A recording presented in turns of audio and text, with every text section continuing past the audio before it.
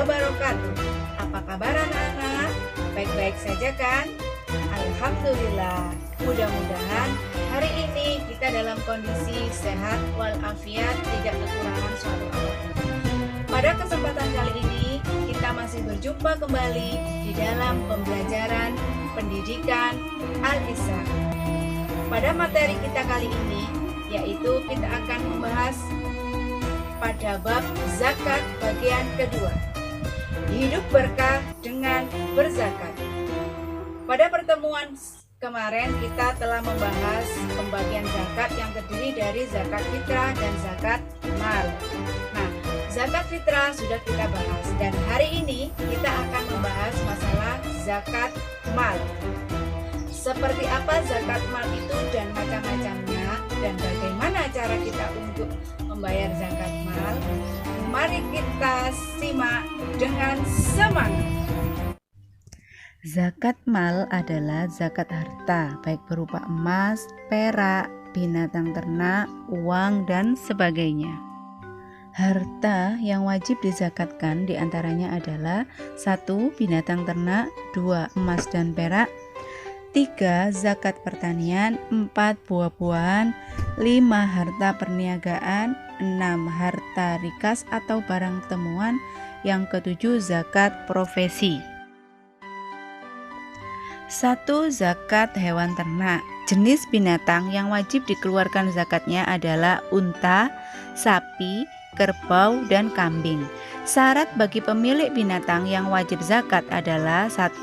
Islam, 2. Merdeka, 3. Milik yang sempurna, 4.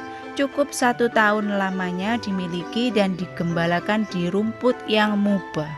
Zakat ternak nisab adalah batas minimal seseorang harus mengeluarkan zakat. Untuk binatang ternak, nisab dan zakatnya adalah seperti yang kalian lihat bersama-sama pada tabel, yaitu ada jenis hewan kambing.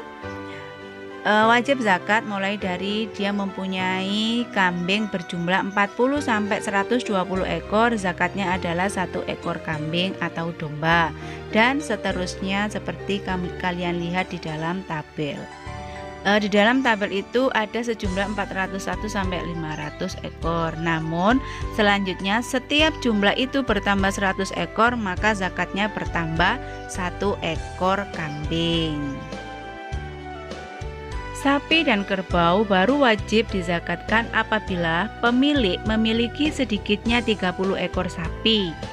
Di bawah jumlah ini tidak wajib dizakatkan. Nah, untuk 30 ekor sapi, besar zakatnya adalah 1 ekor sapi jantan betina tapi. Jika seseorang memiliki sapi sejumlah 40-59 ekor, maka besar zakatnya adalah 1 ekor sapi jantan atau betina masina, yaitu sapi ber-2 tahun atau masuk tahun ketiga. Selanjutnya unta. Nisab unta adalah 5 ekor. Di bawah jumlah itu peternak tidak wajib mengeluarkan zakat atau ternak tersebut. Misalkan seseorang memiliki ternak unta 5-9 ekor, maka besar zakatnya adalah 1 ekor kambing. 10-14 ekor, zakatnya adalah 2 ekor kambing, dan seterusnya sampai apabila seseorang itu memiliki unta 121-129 ekor unta, maka besar zakatnya adalah 3 ekor unta tabun. Nisab pada ternak unggas dan perikanan tidak diterapkan berdasarkan jumlah ekor sebagaimana halnya unta, sapi, dan kambing, tapi dihitung berdasarkan skala usaha.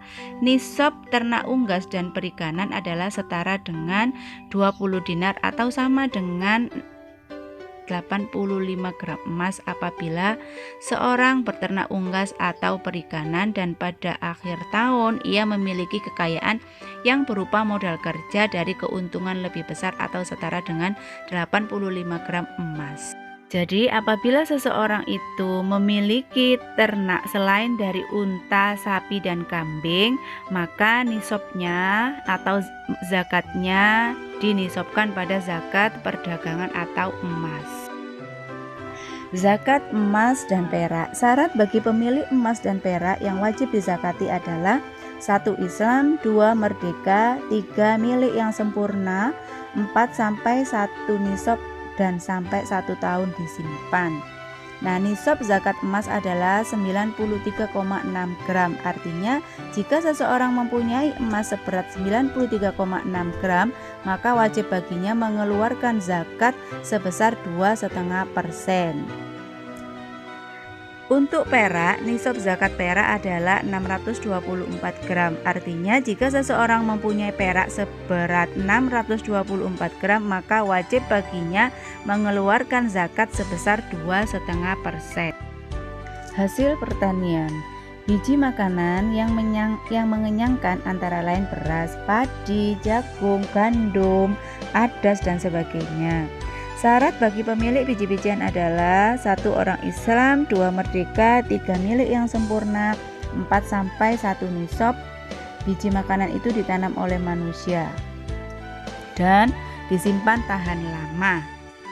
Untuk nisab hasil pertanian adalah 750 kilo dengan ketentuan 10% apabila hasil pertanian tersebut diairi dengan air hujan dan 5% jika diairi dengan air membeli.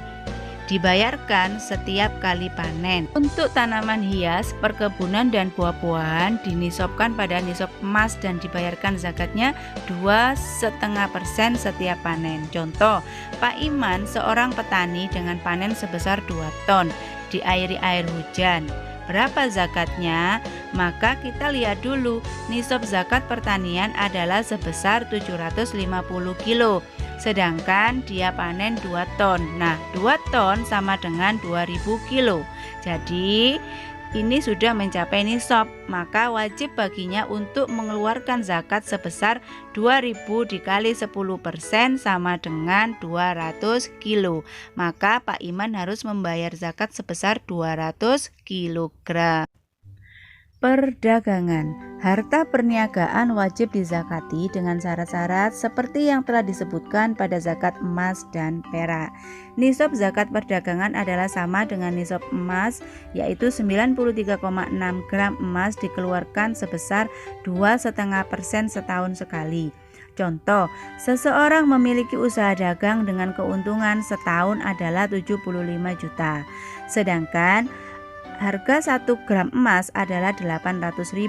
Maka kita hitung dulu apakah ia wajib zakat atau tidak.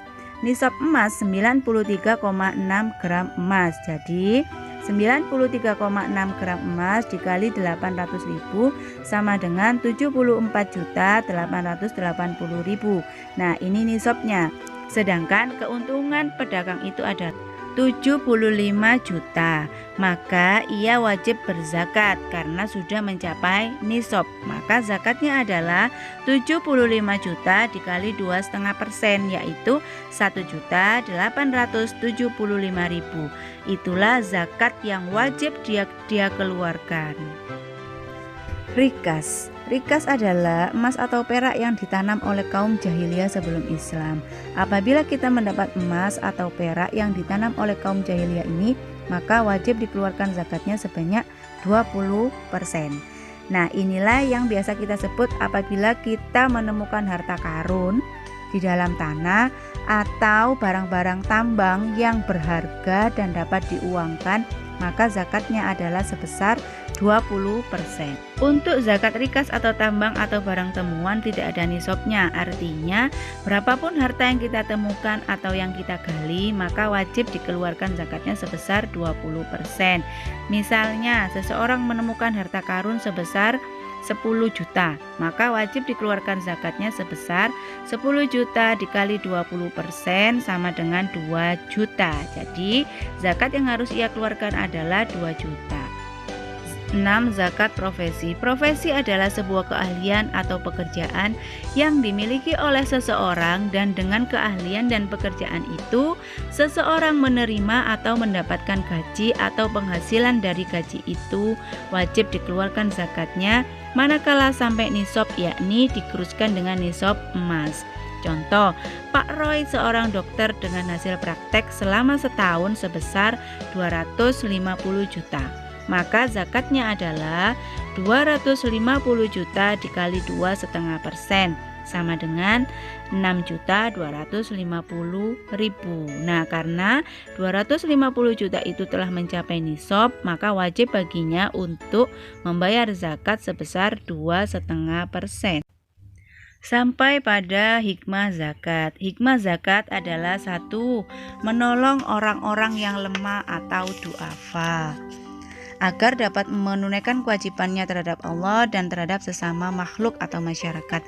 Yang kedua, membersihkan diri dari sifat kikir dan akhlak yang tercela, serta mendidik diri agar bersifat mulia dan pemurah dengan membiasakan membayarkan amanah kepada orang yang berhak dan berkepentingan. Yang ketiga, membersihkan harta dari hal-hal yang haram. Yang keempat, sebagai tanda rasa syukur kepada Allah atas karunia yang diberikan kepadanya.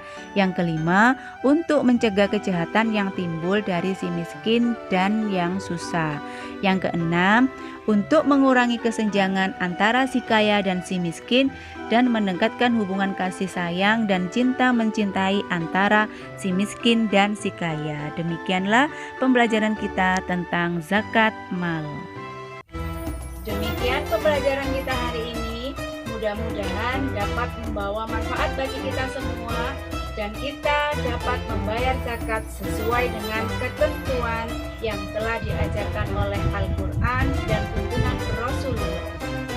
Maka sebagai orang yang beriman, hendaklah kita selalu menunaikan apa yang diperintahkan oleh Allah, yaitu salah satunya dengan membayar zakat. Sekian dulu saya akhiri, kurang lebihnya saya mohon maaf yang sebesar-besarnya. Wassalamualaikum warahmatullahi wabarakatuh.